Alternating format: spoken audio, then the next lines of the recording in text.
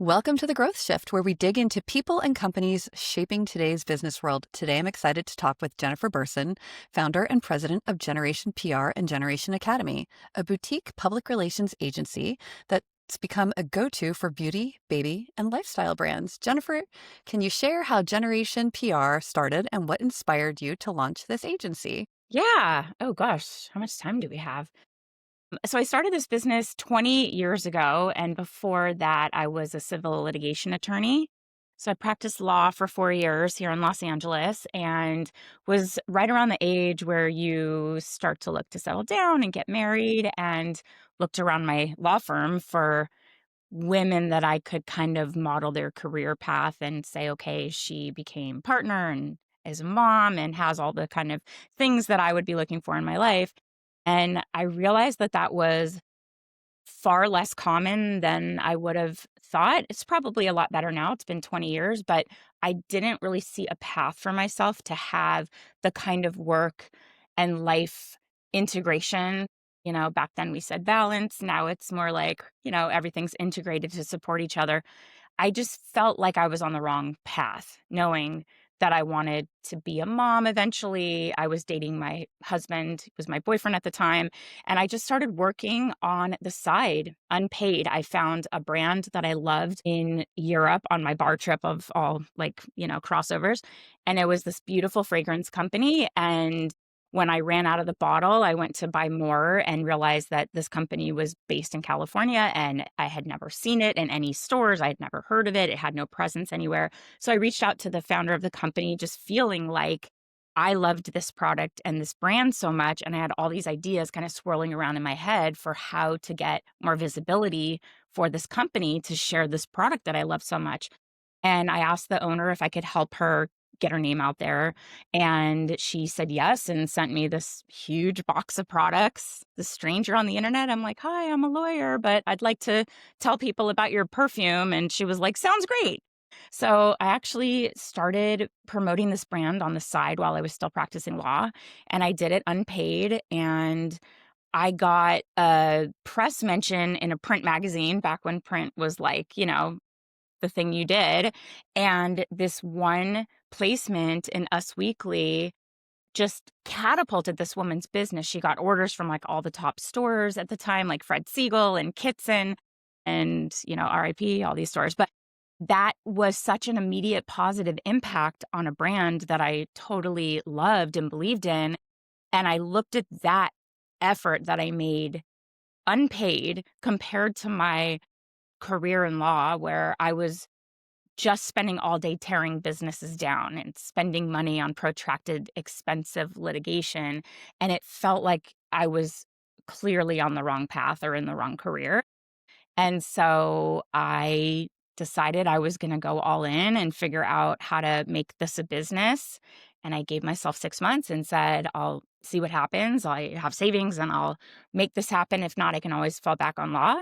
And that was 20 years ago. I picked the name Generation.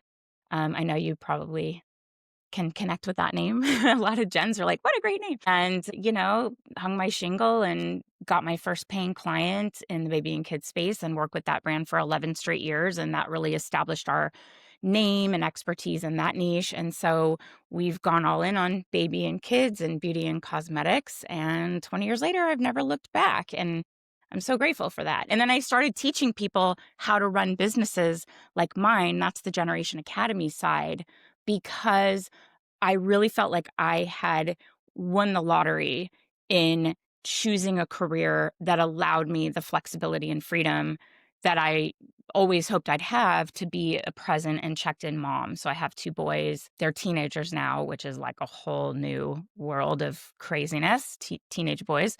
But, having little kids, and my son has some learning differences, and we were all over it from like a very early age. I just felt so lucky to have the ability to have a career that I loved that allowed me to help support my family and be there for my kids. And I felt like I had a cheat code, like I wanted to share it so other people could have that similar, work life integration without having to choose, because all I really saw in law was like, you have to choose. Are you going to be part time, never make partner, or are you going to forego family life and go all in on the grind? And you had to kind of pick one lane. How do you balance being a small boutique agency and thinking big for your clients? How do we think big? I mean, I think that it's really a great spot to be in, to be small and nimble. And I think that we have, the talent in our company brings the level of expertise. They've all come. It's a lot of people that work with me are in a very similar situation where they started out in a firm, like an agency, a PR firm, and worked really hard and made names for themselves and a lot of contacts in certain niches that we work in. And then they became moms and they just want to have that kind of flexibility. And so we have these great arrangements where I get their expertise and their talent, and I get to work on things that I really love. They're doing the day to day execution, and the clients benefit because they're getting access to the same level of service that would cost them 2 to 3x if they went to a big company, but we're small and we're nimble and we can move quickly. And because of the Generation Academy side, we are on top of what is happening in our industry.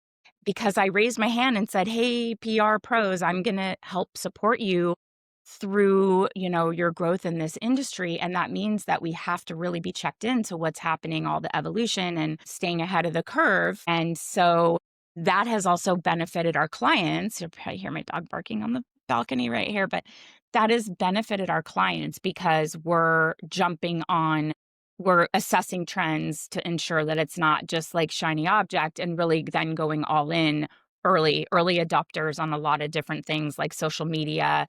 I mean, that's crazy to say, but did PR before, and I know you did marketing before social media. And it's like, oh, what is this Twitter thing? We were all in, and then Facebook and Instagram. And then, the shift to AI and the shift to digital platforms and how you're connecting with customers there. So I think that we do a good job of, you know, even though we're small in size, it really serves as a benefit because we can move quickly and really, it's like the agencies are like steering a cruise ship. You like make a move and then it turns, a long time after that, we're just like pivot and go. And it's been really, especially at the beginning of COVID, that was really essential to keep our clients, you know, going when people were freaking out. So, uh, Good. yeah, that's how we kind of balance that. Okay, so you talked about AI and using AI for both the academy and the PR. How do you go about using AI? Is it for client acquisition or streamlining tasks? How do you use it to simplify processes? I mean, it's really all of the above. Our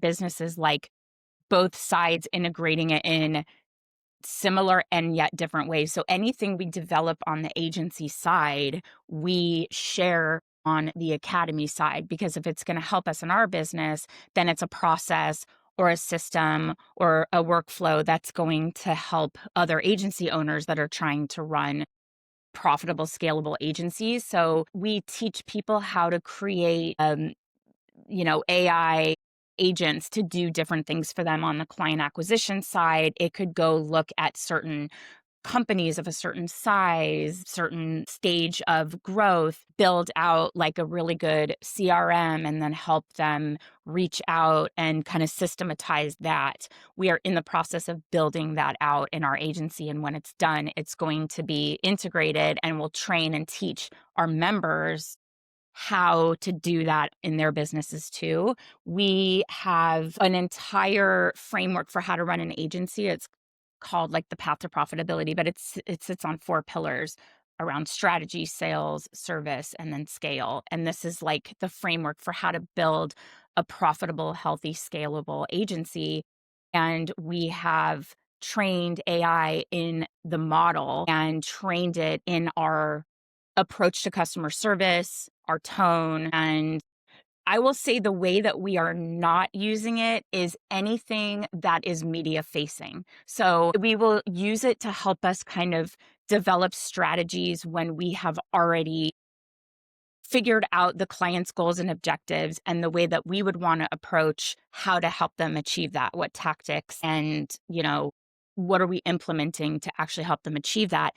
And then we run it through our AI to see if there's any blind spots or enhancing it a bit.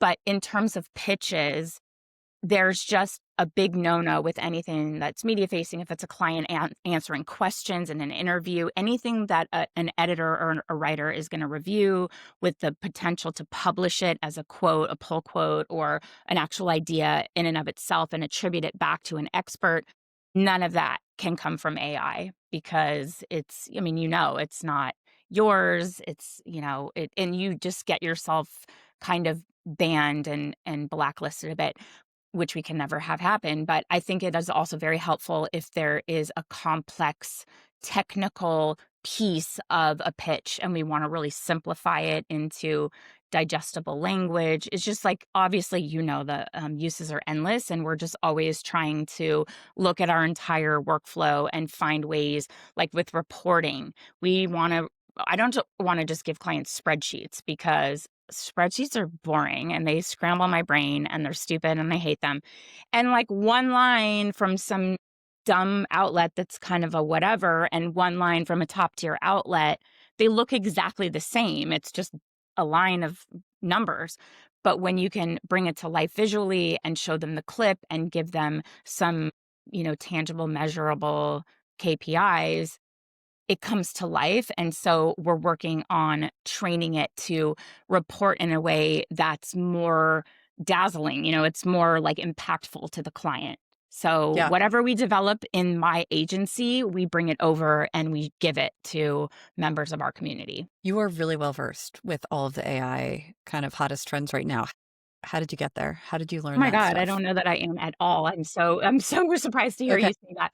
Maybe it's a talk the talk kind of situation. I mean, I Yeah. know, like, we're doing it, but I'm learning as I go, Right. and I like to call it flying the plane while you're building it at the same time. that's a perfectly apt description. It's like, how can any of us be like, I'm an AI expert? You're literally one step ahead of everybody else just because you like thought about it one day before they did, And so it's like trying to, at first we're like Chicken Little, the sky is falling. Oh my God, it's coming for our jobs. And you know what? It might be. But as of now, it's like you either are going to input the questions, the prompts, or you're going to be oiling the robots or, like choose what you want to do. So Right. we know that those who actually leverage these strategies and leverage these tools that are incredible, we're going to be better off in at least the near term, and will evolve to figure out what our place is in the long term. But for now, we look at it like an asset, and how can we use this just absolutely once in a lifetime, rapidly changing technology to our advantage. And instead of being afraid of it and saying, it's here, whether you like it or not. And it's like, well, let's learn to love it because it's going to help us be better. And then we can share that with our community and make them better too. So I wouldn't say, I'm just literally like one step ahead. I try to be. And then you're like, oh, that's so 5 minutes ago. And you got to go back and learn it all over again. It It's a does constant. change. It Yeah. changes, and I think what's interesting is it's changing so fast and in ways that even the programmers don't understand. And to me, that's a little scary because they're like, we don't even know. It's blackmailing people, and it's got like a self-preservation aspect. It's like very interesting. And so I try not to get all into the like nitty-gritty of that. I'm just like, how can you help me save time and make my job easier and make our programs cooler because we're adding these, amazing tools that we didn't have a year ago. Totally. I think it's important to remember that human element too, though. Like, AI is an amazing tool, but as a human, we need to make sure that it's accurate. I like to think Yes. of AI as a time saver. It saves me time from doing the mundane, gritty tasks that I don't like doing, and Mhm. more time to strategize and do higher level thinking to grow the business and, Yeah. to scale. Yep. Exactly. Well, what would you say are some of the biggest shifts you're seeing in PR right now, especially for lifestyle and consumer brands? Absolutely, in the consumer brand space, the biggest shift first that we have seen for quite a while is the integration of affiliate marketing as an essential aspect of earned media. So let me kind of explain, Break because that I don't down, even yeah. know that a year ago I would have understood even the words that came out of my mouth. So earned media is what we do in PR. It's trying to get, not paid advertising where you're actually paying for an insertion in a place somewhere and you can control the copy and, or maybe it looks like an article, but you're controlling the messaging. This is truly telling stories, aligning themes and ideas with the right publication where your target customer could be reading, and getting the editor to say, oh, that's interesting. I want to write about that. And that's a cool story or that's a cool product. And truly getting them to, in an editorial fashion, include it in an article or, a piece somewhere. And the side that is like really changing how things work is having an opportunity through an affiliate tracking link for that publication. Not just an influencer, but like Vogue.com, Cosmopolitan, like these publications, these heritage publications or online platforms like BuzzFeed or Daily Beast or, just a website that has a lot of traffic, they want to monetize through these articles. So anything that links to Amazon has a tracking link and they're earning revenue from that.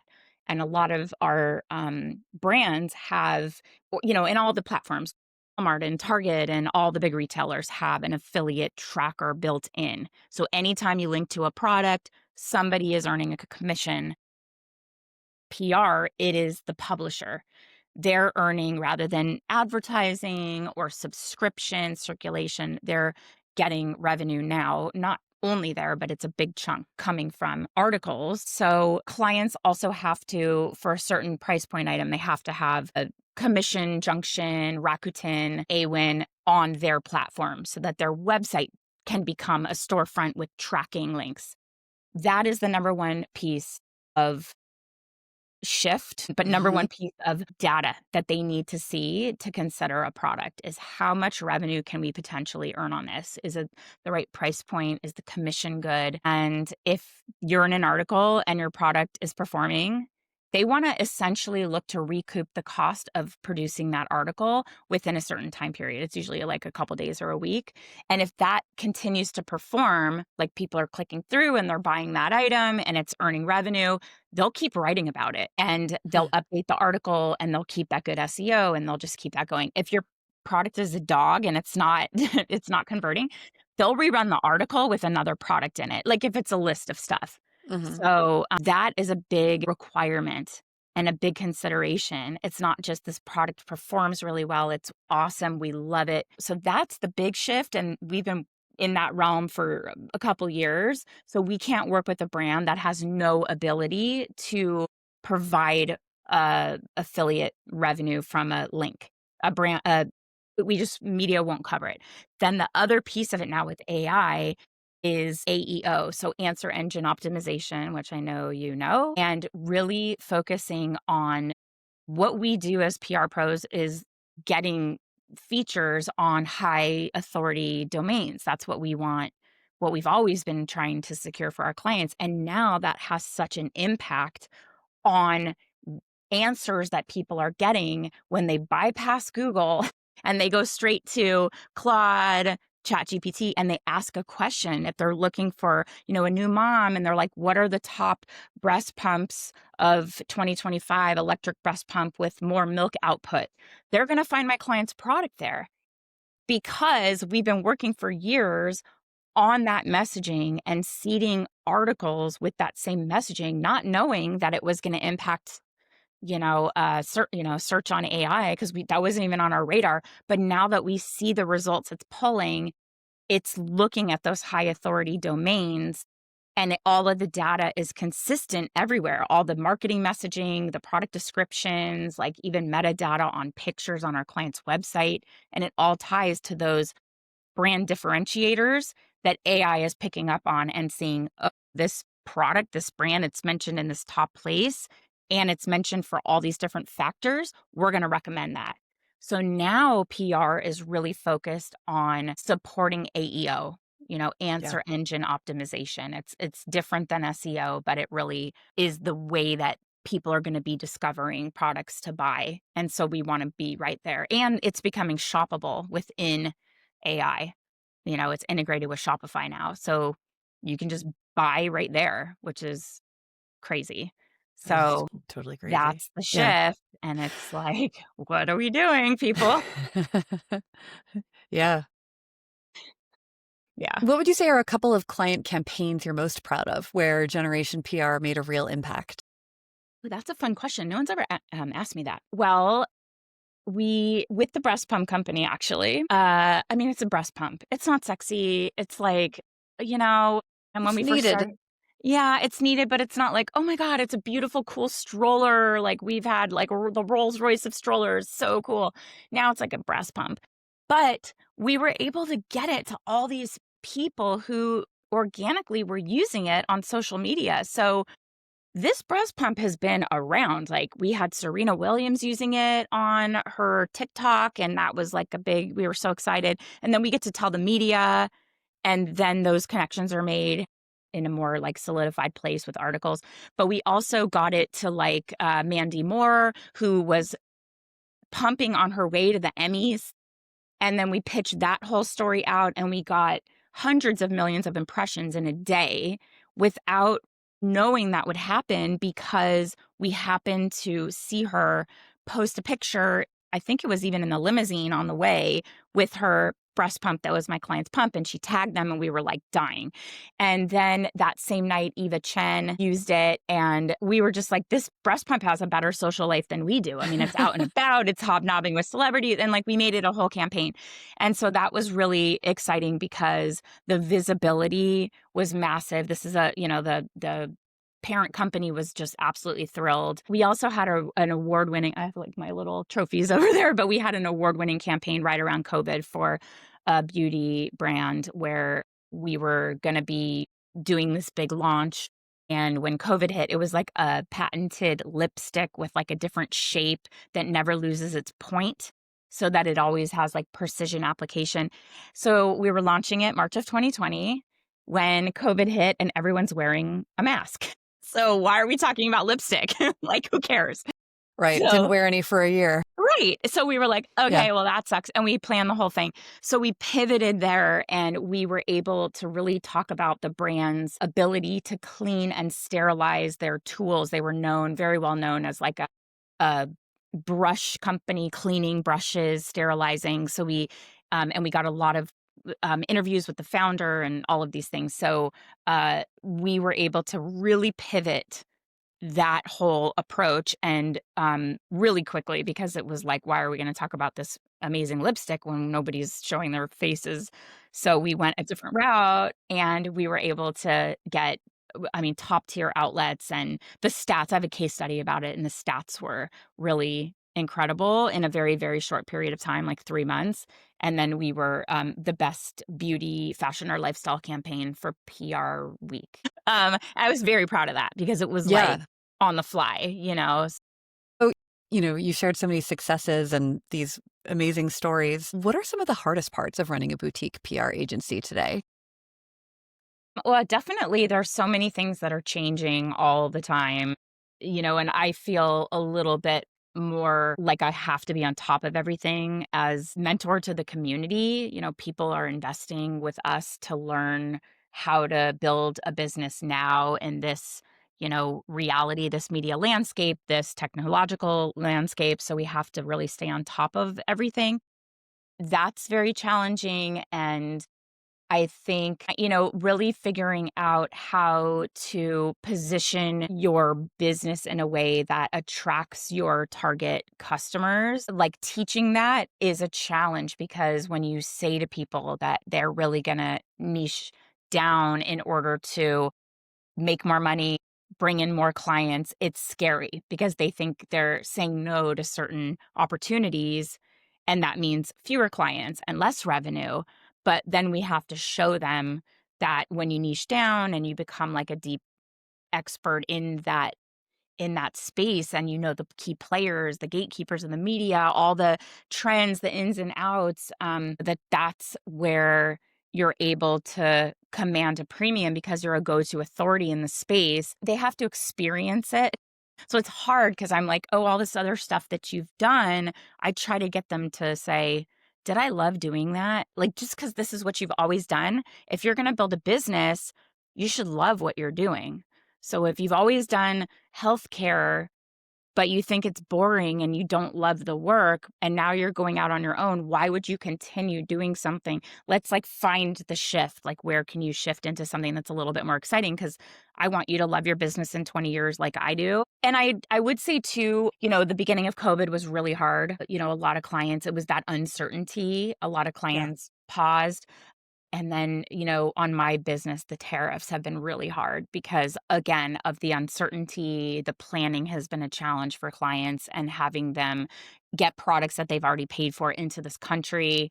They're trying to like find other ways to sell them outside of the US. And so, because it's just not possible. And they're trying to figure out other ways to go about it. So that has been really challenging as well. But I looked at it like a gift, to be able to really like go and pivot, because I've always wanted to pivot more towards the coaching side because I get so much out of it personally. And I love the agency side. It's great, but it's always been like one foot on the brake, one foot on the gas. Where am I today? So being able to really, go all in. We've created a mastermind that we just opened up the doors to. And the coolest thing is our existing members are all like, I want in, it's like they're already in the core program and they want to join the mastermind to get more support around it. So that's great. So What is the mastermind? so it is my program, the Agency Accelerator. It's how you can launch, grow, and scale a profitable digital agency. And there's an entire program and all of the resources and processes and things at the core of the program. And it's always been self study, at least for the past few years. And now, what we're seeing in this kind of era of online digital content, people selling info products, it needs to be more high touch. People want an experience. They want, information, especially with AI. It's out there. You can kind of get it depending on how you ask. So just giving like lessons and modules and workbooks, like those days are over. And so being able to offer something where we're coaching weekly, it's very high touch. We're doing tech calls to help them integrate our processes that we've developed and make them their own, creating these systems in their business. So this is like a brand new offering. So it's like if they've already been in our agency accelerator, it's just half of the normal price. But I've had 6 sales calls and I have one in a little bit. And it's like every single person is like, just send the link and we'll sign up. So it's like they really want that level of support where they're connecting every week. And it's very encouraging to be around people that are doing exactly what they're doing. They want that community, the accountability. So that's been, it's a big time commitment. So being able to give more attention to that has been a gift.